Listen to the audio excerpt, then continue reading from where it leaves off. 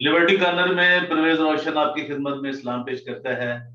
मेरे अजीजों दोस्तों, मुझे प्यार करने वाले जो दुनिया में है, जर्मन से लेकर नीदरलैंड, नीदरलैंड से लेकर बेल्जियम और पूरी दुनिया में, आज फिर मेरे साथ जो मेहमान शख्सियत हैं वो बिशप बेल्तशज़र सैमुअल जॉन साहब हैं। आप जानते हैं उनका तल्लुक जर्मन से है और वो बहुत अच्छी गुफ्तगू करते हैं, मजहब के ऊपर भी और सियासत के ऊपर भी। आज फिर हमारे मेहमान हैं लिबर्टी कॉर्नर में।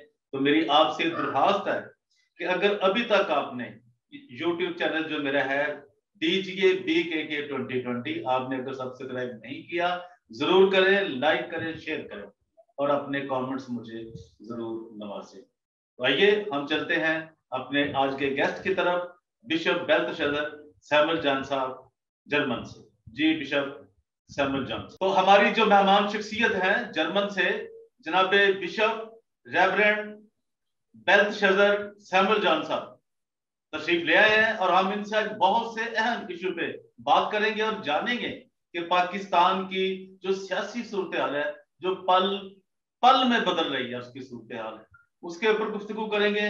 और वो मसीही कौम को जगाने के लिए, जो कि मसीही कौम सोई हुई है, उसके लिए वो उनके पास क्या पैगाम है, हम उनसे ये भी जानेंगे। और जो कुछ कौमी असम्बली के अंदर हुआ, पाकिस्तान की नेशनल असम्बली के अंदर जिस तरह आइन की धज्जियां उड़ाई गई, उसके ऊपर भी हम उनसे जानेंगे, उनकी राय भी लेंगे। तो सबसे पहले हम उनको खुशामदीद करते हैं, वेलकम करते हैं, उनको सलाम पेश करते हैं कि उन्होंने अपना कीमती वक्त हमें दिया और हमारे प्रोग्राम लिबर्टी कॉर्नर में वो तशरीफ लाए।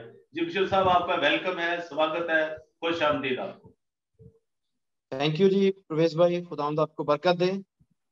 इंट्रोडक्शन से पहले हम छोटी सी दुआ करेंगे, जिस तरह हमने एक रूटीन बनाई है जी जी जी अपने मुल्क पाकिस्तान के लिए, जो हालात हैं उसके लिए। जी जी तो लेट्स प्रे। कादर मुतलिक प्यारे आसमानी खुदावंद, प्यारे पिता, हम तेरा शुक्र करते हैं इन जिंदगी की सांसों के लिए कि तूने हमें आज के दिन जिंदा रखा प्यारे खुदावंद, और हमें मौका बख्शा कि तेरे नाम की गवाही दे सके और अपने मुल्क पाकिस्तान की बेहतरी के लिए सोच सकें, लोगों को गवाही दे सके कि मसीहों का इस मुल्क में क्या किरदार है।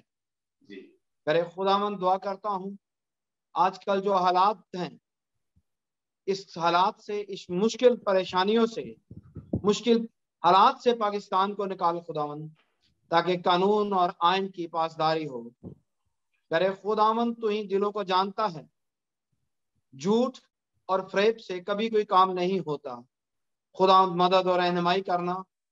प्यारे जलाली खुदावंद, आज इल्तिजा करता हूं अपने पाक फौज के लिए, जजेस के लिए, कि वो जो भी फैसला करें, जो भी इकदाम उठाएं, पाकिस्तान की आवाम के लिए, मुल्क पाकिस्तान की बेहतरी के लिए हो। प्यारे खुदावंद, खासकर पाक फौज के लिए, उन नौजवानों के लिए जो अपनी शहादतें देते हैं, उनके खानदानों को सब्र, तहम्मुल और इत्मीनान बख्शना। और दुआ करता हूं प्रवेश भाई के लिए, जिन्होंने एक मिशन उठाया है, इस चैनल को बरकतों से मालामाल करना, इनके खानदान को बरकत देना, और खासकर अपने और अपने खानदान के लिए दुआ करता हूं। ऐ खुदावंद, मुझे इसी तरह दलेरी बख्शना, मेरी जुबान का जिम्मा लेना, ताकि मैं जो भी बात करूं वो तेरी मर्जी के मुताबिक हो। ये सारी इल्तिजाएं और मुनाजातों को सुन और कबूल कर। ये सब कुछ मांगता हूं तेरे प्यारे बेटे और अपने खुदावंद यीशु मसीह के नाम से, आमीन। खुदा बाप, बेटे, रूह कुद्दस के नाम से, आमीन। जी बिशप साहब, तो जी, जिस तरह के आपको पहले भी दोस्तों को बताया कि मैं bishop doctor Beltshazzar Samuel John, 90 से मैं जर्मनी में वेल सेटल हूँ। जी, bishop council, Methodist bishop council का मैं चेयरमैन हूँ, और खुदा उनका शुक्र है कि ये पाकिस्तान की पहली बिशप काउंसिल है जो बहुत मजबूत और ज्यादा बिशप इसमें शामिल हैं। जी, और खुदावंद के फजल से हम इसको डे बाय डे और मजबूत करेंगे। और मेथोडिस्ट चर्च का चेयरमैन हूँ, और पाकिस्तान में सियासी और मजहबी खिदमत में खुदावंद के फजल से जो खुदा मुझे कुव्वत बख्शते हैं, वो अपने लोगों के लिए मैं इस्तेमाल करता हूँ। जी जी, तो बिशप साहब सबसे पहले ये आज जिस बताएं, तरह हम बात कर, जी जी, जिस तरह हमने देखा कि जो कौमी असम्बली में हुआ जो कुछ 3 अप्रैल को 2022 को, वो किस तरह से आप देखते हैं? वो क्या एक भयानक ख्वाब था कि जब आइन की धज्जियां उड़ाई गई और किसी में इतनी जुर्रत नहीं थी, किसी में अखलाकी रवादारी नहीं थी, किसी में कोई इतनी कि वो इस जुल्म को जो एक 12 बजे, यानी कि 12 बजे जैसे कहते हैं ना, वो दिल्ली लुटी गई जैसे इन्होंने इस्लामाबाद की पार्लियामेंट को लूटा है 12 बजे से कुछ 12 बजे कुछ मिनट बाद। ये क्या कैसे इसे आप देखते हैं? जी जी, क्या ये पाकिस्तान के अंदर ऐसा ही होता रहेगा? जैसे आपको पता है कि आपको मालूम है कि मैंने अपने लास्ट इंटरव्यू में कहा था जी कि मुझे नहीं लगता कि ये इलेक्शन करवाएगा, जी पार्लियामेंट में अदम एतमाद की काउंटिंग करवाएगा, जी क्योंकि जो शख्स लीडर होता है वो अपने आप को कौम और मुल्क के मफाद के लिए कुर्बान करता है।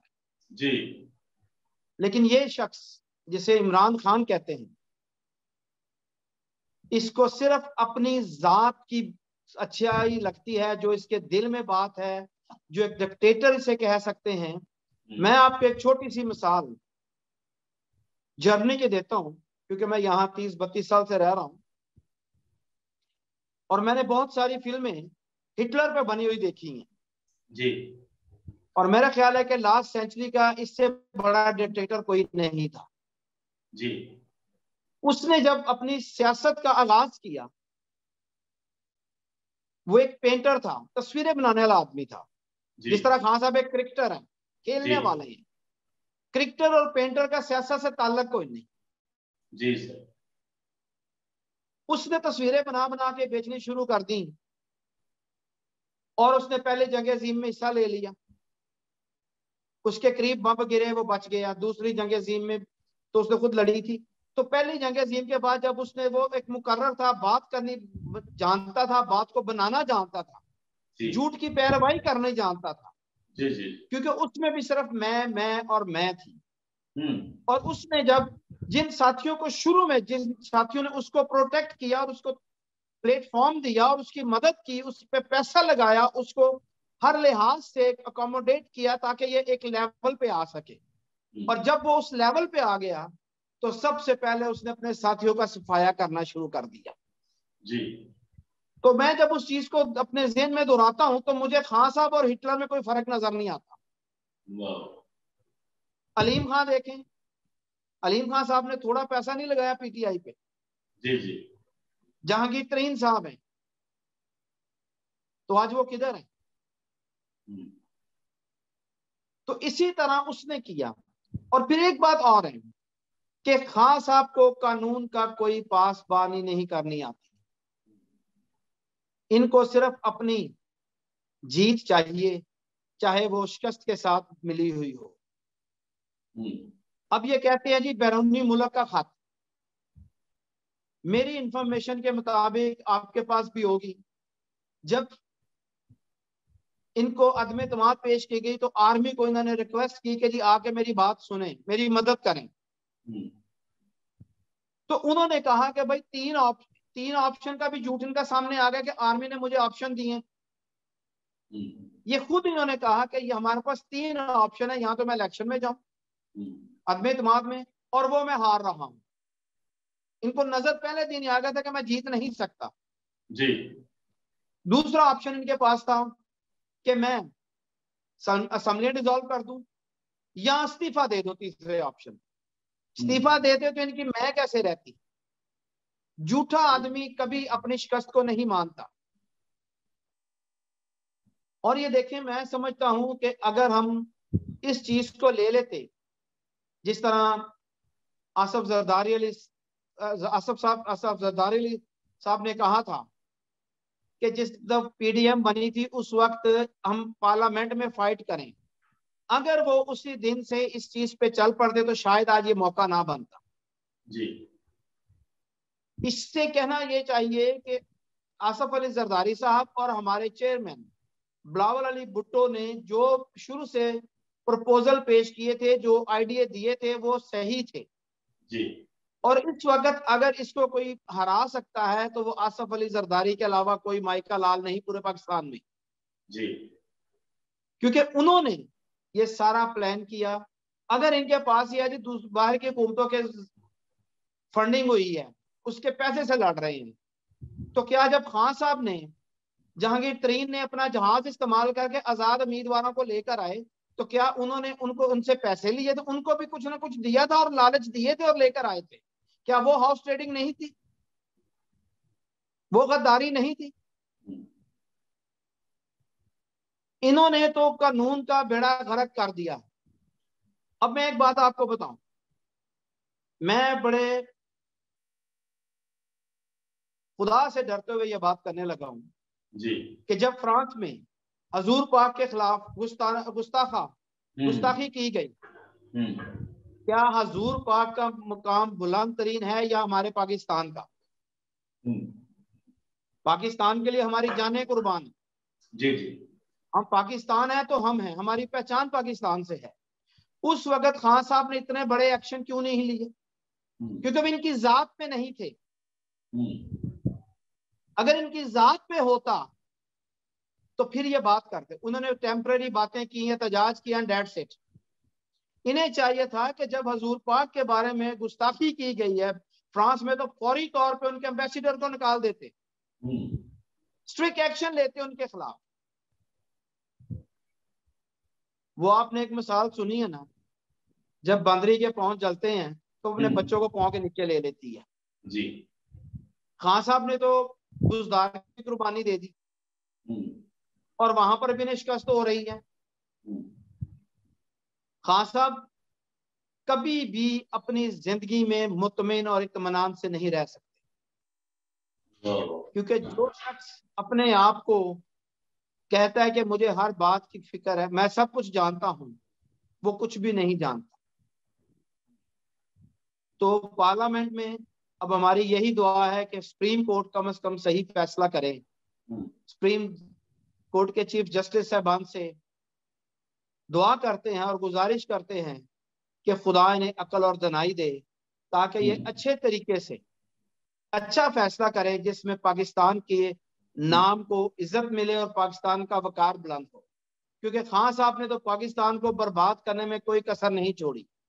अब ये देखें, इनका ये हाल हुआ है, एक बच्चा स्कूल में फेल हो जाता है जी, घर में आता है दौड़े दौड़े, जी हमारे स्कूल का रिजल्ट 100% आ गया है, 99% सॉरी आ गया है। वो घर वाले बड़े परेशान होते हैं, कहते हैं यार कैसे 99, कितने बच्चे थे स्कूल में? कहता जी मैं अकेला ही था, मैं फेल हो गया, बाकी सारे पास हो गए। हाँ साहब का भी वही हाल है, अकेले ही फेल होते हैं, अकेले ही पास होते हैं, कहते जी मैंने 99% रिजल्ट दे दिया। तो ऐसे नाअहल शख्स से आप क्या तवक्को रख सकते हैं? और दूसरे नंबर पे जो है उनके हैं लॉ मिनिस्टर बन गए हैं, अब उनका तो हाल ही कौन नहीं। हर चौथे दिन उन्होंने पार्टी बदली करनी होती है। जी। और अगर ये हुकूमत खान साहब की पार्टी खत्म हो गई तो देखें वो किस घर में दोबारा जाते हैं। और मुझे पूरा यकीन है कि वो जरदारी साहब के जाकर टांगे जरूर दबाएंगे, सही है, और जूते भी पॉलिश करेंगे कि जनाब मुझे ले ले खुदा के वास्ते। पहले भी वो पीपल्स पार्टी में थे, मुशर्रफ साहब को डॉज करवाया, पैसे वगैरह वहां से उड़ा दिए, पीपल्स पार्टी में आए, फिर पीटीआई में चले गए, तो अब उन्होंने फिर जाना उधर ही है। लेकिन मेरी गुजारिश है चेयरमैन साहब से और आसिफ जरदारी साहब से कि ऐसे नाअहल और मकार आदमियों को ना ले। तो ये है कि अब हालात तो बड़े बहुत बुरा हुआ है। जी जी। उन्होंने कानून की पासदारी नहीं की जी। और यकीनी तौर पे इस तरह पाकिस्तान की तारीख में आज तक ऐसा नहीं हुआ जो खान साहब ने कर दिया। जी। सारा प्री प्लान था भाई। अगर वजीर कानून ने ये स्पीच की थी आर्टिकल 5 पे, तो इनका हक बनता था कि अपोजिशन से कुछ तो सुनते, बहस तो होती उस पे, जी जी, जवाब तो लेते। 1 मिनट में ऑर्डर कर दिया, असेंबली खत्म कर दिया, 2 मिनट बाद खान साहब ने जी असेंबली तहलील कर दी। और इन पे असूली तौर पे इनकी टीम पे, डिप्टी स्पीकर पे, सदर मुमलकत पे और वजीर कानून और खान साहब पे आर्टिकल 6 के तहत इन्हें सख्त सख्त सजा होनी चाहिए। नहीं, इसकी सजा तो फांसी है बिशप साहब, तो इनको फांसी होनी चाहिए। ये आपको शायद जो मुल्क का गद्दार है, उसे फांसी की सजा होनी चाहिए। इसको सर जी जो आर्टिकल 6 है ना, उसका मतलब भी गिरदारी है ना। जी हाँ, तो गिरदारी पे सजा मौत होनी चाहिए। तो उसमें तो कोई दूसरी राय ही नहीं है ना, वो आइन कह रहा है ना जी, जी आइन हाँ, कह तो रहा है आइन ना की हमने पाबंदी, अगर जी आइन नहीं तो पाकिस्तान नहीं। जी जी जी जी। देखिए जी, मैं आइन थोड़ी है तो सी पाकिस्तान है, यहाँ पाकिस्तान है तो हम आपको आपको छोटी सी एक जो रोजाना की जिंदगी में होता है, रोजाना की जिंदगी में जब भी कोई गरीब, कोई चोर, कोई बेचारा मामूली थोड़ा सा भी जुर्म करता है, उससे हो जाता है ना सरजद, वो दूसरी पार्टी उसे माफ करने के लिए भी तैयार होती है। लेकिन ये क्या शर करते हैं, ये आप देखिए। और इन ताकतवर लोगों ने, इन ये जो एक बड़ा माफिया है, ये माफिया, इनको कानून की इज्जत नहीं आई, कानून को इन्होंने मोहतरम नहीं जाना। ये तो मैं कहता हूं इसी, इनको तो फांसी भी बहुत छोटी सजा, 2 4 5 इनको फांसी होनी चाहिए। देखिए जो जी, खान आइन साहब को की जिंदगी को आप जो देख रहे हैं, आइन जवानी को से लेके अब तक आइन को तोड़ा है इन्होंने। और बहुत सी इनकी। बातें हैं हमारे दिल में, लेकिन वो हम वक्त के साथ साथ मुख्तलिफ प्रोग्रामों में करेंगे, बताएंगे लोगों को जो हमारे पास है इल्म और जो हमने देखा है, और जिस तरह ये लोगों का पाकिस्तान को कौन सी स्टेट बना दिया गया है। बिशप साहब आप ये देख रहे हैं, शर्म आती है खान साहब बहुत, की शर्म जवानी से आती है। लेके अब तक जिंदगी को देखें कि जिंदगी में तो खुद डिसिप्लिन नहीं। हम्म। मुझे समझ नहीं आती कि इस शख्स में उन्होंने क्या देखकर नया पाकिस्तान बनाने के लिए इसको ले लिया। नया पाकिस्तान क्या बना था, इसने तो पाकिस्तान का बेड़ा गर्क कर दिया।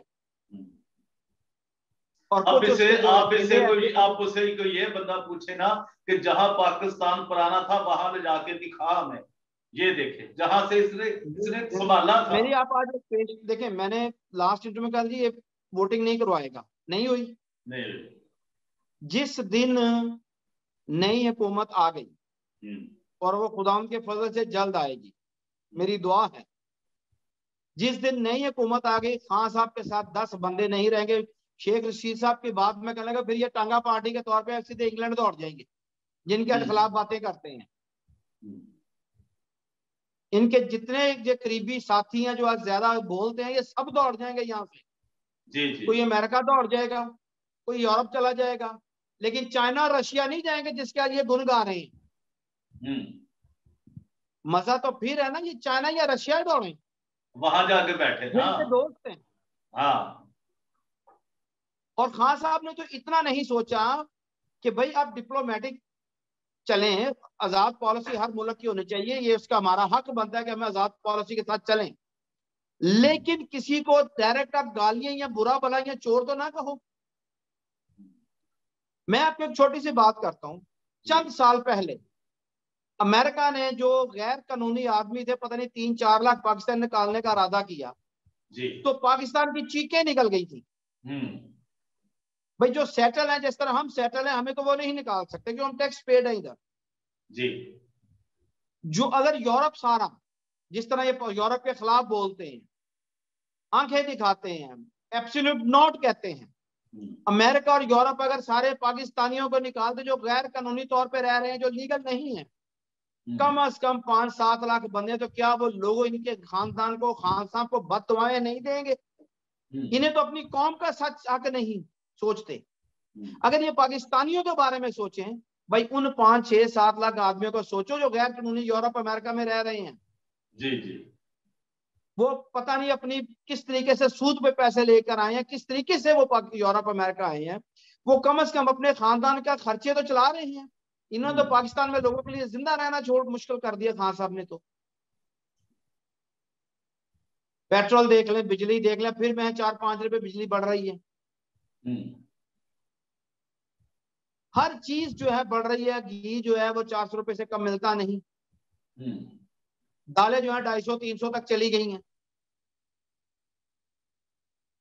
तो किस तरीके से ये जो लोग, लाखों लोग जो यूरोप अमेरिका में बैठे, जो गैर कानूनी तौर पर रह रहे हैं, मैं उनकी बात कर रहा हूँ, कम से कम वो कमाई करके अपने खानदानों को तो पाल रहे हैं। जी जी। और फिर हमें पाकिस्तान में फॉरेन करेंसी मिलती है। ये इन्होंने नहीं सोचा। इन्होंने सिर्फ सोचा जी मैं एक दफा हीरो एब्सोल्यूट नॉट कहेंगे, पता नहीं मैं किस चांद पे जाके बैठ जाऊंगा। तो बैठने इन्होंने दोबारा, जब इन्होंने नाकाम होना, बैठने यूरोप या अमेरिका में आके धक्के खाने इन्होंने। सही बात है। ये मैं गारंटी के साथ आपको कहता हूँ। शहबाज गिल तो दौड़ेगा अमेरिका। वो तो अभी भी वहां का मुलाजिम है ना जी, वो तो छुट्टी पे है फैसल ना वोहरा जी। भी अमेरिका दौड़ेगा। जी जी जी। और खान साहब भी हम इंग्लैंड ही आके फिर वो अपनी पहली मिसेज के साथ ही आगे उसके हाथ जोड़ेंगे कि मैं मेरे बच्चे मुझे मिला दो। इनको तो शर्म नहीं आती कि और देखिए वो फेल भी हो गए हैं, उसके बावजूद खुशी कर रहे थे हम पास हो गए, 99% हमारा रिजल्ट आ गया। 99% रिजल्ट है हमारा। लास्ट बॉल पे खेलने वाला अपनी विकेट लेके दौड़ गया। मुझे घर से आवाज आ गई, मेरी बाजी ने मुझे बुला लिया। तो ये तो इनका हाल है, आप इनसे क्या तुक्को रखते हैं? जी। दुआ ही है कि खुदा पाकिस्तान में अच्छी हुकूमत को लेकर आए और जजेस जो हैं सुप्रीम कोर्ट के चीफ जस्टिस साहब जो हैं और जस्टिस साहब जो इनके साथ हैं, खुदा उनके ज़हनों को रोशन करे और वो अच्छा फैसला करें जिससे इस नालायक आदमी की शिकस्त हो और पाकिस्तान की जीत हो। मेरी ये दुआ। आमीन आमीन। जी बिशप साहब कुछ और कहना चाहते हैं आप आज के लिए? बाजी ये कहते हैं, और मैं खासकर अब आज फिर वही कहेंगे जी पता नहीं हमारे पीछे पड़ गए हैं। ये जो हमारे डम्मी पार्लियामेंटेरियन है शनीला रोधबी भी है और दूसरा जहाज अगस्टियन जैसा वो तो लोटा बन गया। जी जी वो तो चला गया जी नॉन में के काबिल नहीं था और आज वो पार्टी चेंज कर गया। और यार तुम्हें इन्होंने इज्जत दी है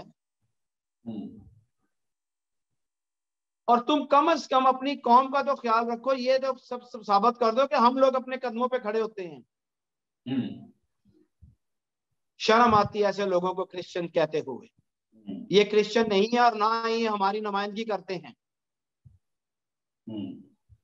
और मेरी फिर आज नई गवर्नमेंट से जो भी आती है, खुदा करे कि हमारी गवर्नमेंट आ जाए, मेरी उसके साथ रिक्वेस्ट होगी और हम कोशिश करें कि मिनॉरिटीज को इलेक्शन दे दें, ड्यूल वोट का हक दे दें, इनकी हल्का बंदी कर दें ताकि ये इज्जत और वकार के साथ अपने लोगों से वोट लेकर जो इस काबिल हो वो आगे आए। बहुत अच्छा। ये एजाज अगस्तियन जैसे, शनीला रूथ जैसे, मैडम जॉयस जैसी औरतें ना ऐसे करप्ट और गलत लोग ना आए।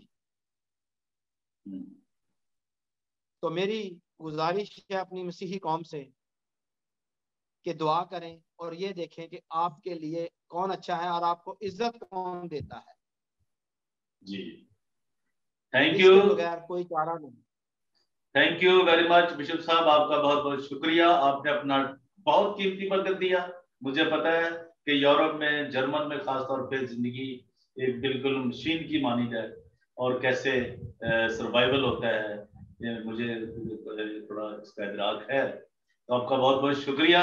और मैं तमाम दोस्तों से गुजारिश करता हूं जो हमें देख रहे हैं, लेकिन ये जो यूट्यूब चैनल है जो पूरी दुनिया में देखा जाता है खुदावंद के फजल से, DGA BKK 2020, अगर आपने अभी तक इसको सब्सक्राइब नहीं किया, लाइक नहीं किया और शेयर नहीं किया, वो जरूर करें ताकि जिस तरह बिशप साहब कह रहे हैं हर मसीही तक, हर पाकिस्तानी तक और हर वो शख्स तक जो सियासी शौर रखता है, जो सियासी कोई सूझबूझ रखता है, उस तक ये आवाज पहुंच जाए। Thank you very much. आज के लिए लिबर्टी कॉर्नर में इतना ही। परवेज रोशन आपसे इजाजत चाहता है। Thank you very much sir. Thank you sir. जय मसीह। Thank you sir.